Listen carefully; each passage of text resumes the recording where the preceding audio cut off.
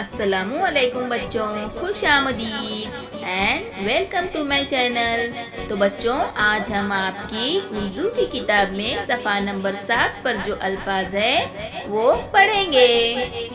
ऊपर, ऊपर। इसके बाद आता है पैर, पैर। चक्कर, खेलते वक्त चक्कर लगाते हैं ना सब। नल, नल से पानी आता है। जाल, रुमाल, रुमाल हम सब इस्तेमाल करते हैं ना।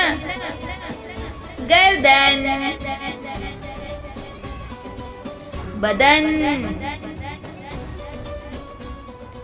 बारिश, बारिश में भीगना अच्छा लगता है सबको। गुलाब, गुलाब पसंद है ना आप सबको। जहाज, मालिक, हम सबका मालिक कौन है? अल्लाह ताला। पानी,